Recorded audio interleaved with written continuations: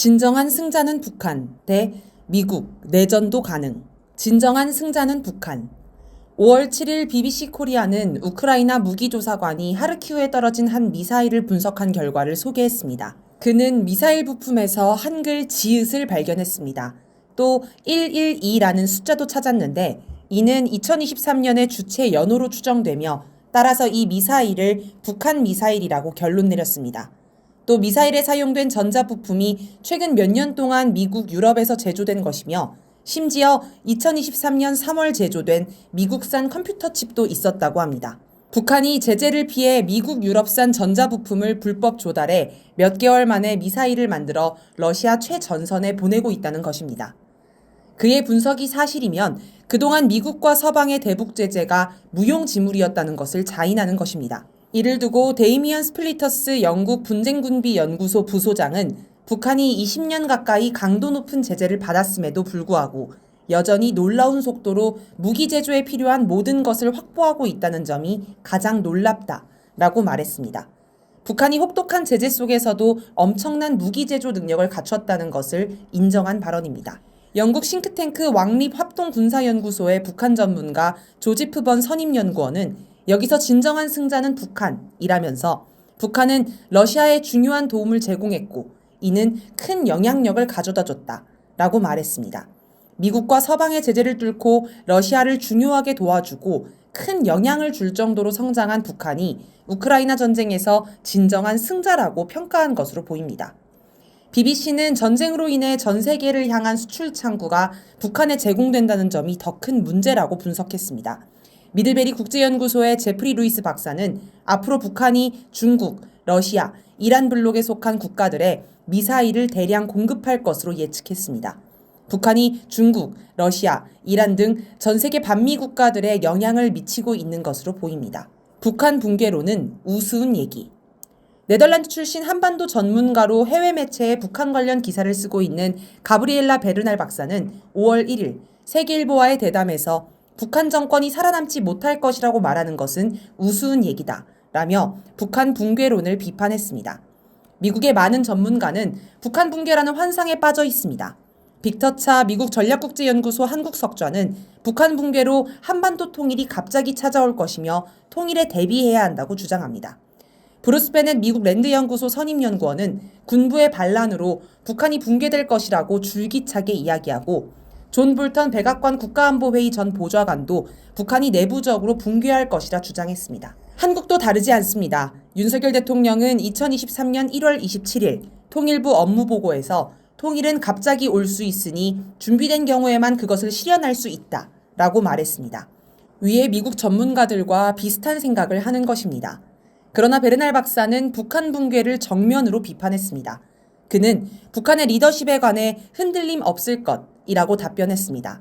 미국은 북한 정권 붕괴를 기다리고 있지만 그럴 가능성이 없다는 것입니다. 또 북한은 고난의 행군 시기와 같은 극한의 기근도 이겨냈다라며 소련이 무너졌고 공산주의가 무너지고 있었다. 중국이 독자적으로 남한과 관계를 수립하고 있었다. 그런 최악의 패에서도 북한은 살아남았다라고 말했습니다. 그는 북한 붕괴론을 희망적인 사고에 불과하다고 말하며 북한은 아무리 압박을 해도 여전히 생존할 것이다.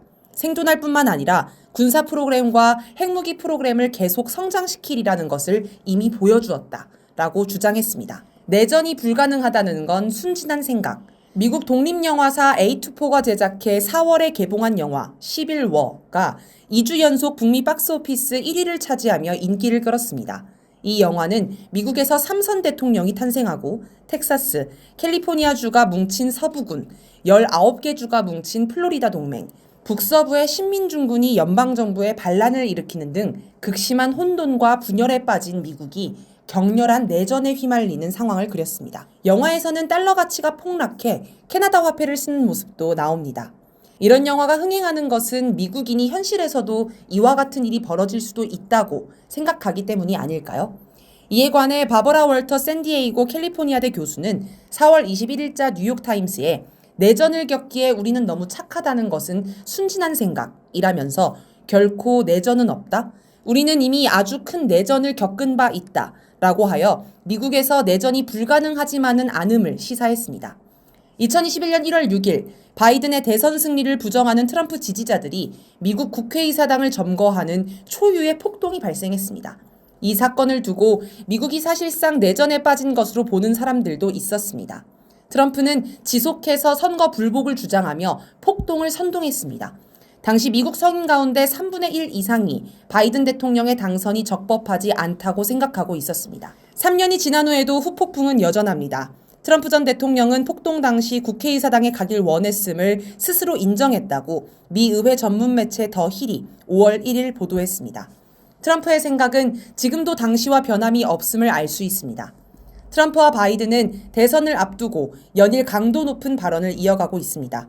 트럼프는 자신이 11월 대선에 이기지 못하면 미국 전체가 피바다가 될 것이라고 주장하고, 바이든 대통령은 정치적 폭력 위협이라며 국회의사당 폭동의 재발을 원하느냐라고 성토했습니다. 국회의사당 폭동이 실제 재현될 가능성도 있습니다. CBS 1월 여론조사에서 전체 응답자의 51%는 대선 패배가 평화적으로 수용될 것이라고 답했으나 49%는 폭력이 있을 수 있다라고 답했습니다. 다음 대통령이 누가 되든지 미국은 극심한 혼란에 빠질 수 있는 것입니다. 최근에는 미국 대학가를 중심으로 팔레스타인 이스라엘 전쟁을 두고 반전 시위가 확산하고 있습니다. 정부는 경찰 병력을 투입해 학생들을 폭력 연행하고 있으며 심지어 교수까지 팔을 꺾고 연행하는 등 강경 진압을 하고 있습니다. 이에 맞서 학생들이 점거 농성을 하는 등 시위가 격렬한 양상으로 번지고 있습니다. 미국 사회가 상당히 혼란합니다. 미국은 대립과 혼란이 커지고 내전 가능성까지 언급되지만 북한에 관해서는 진정한 승자는 북한 붕괴로는 우스운 얘기 같은 평가가 나옵니다. 참으로 뒤숭숭합니다.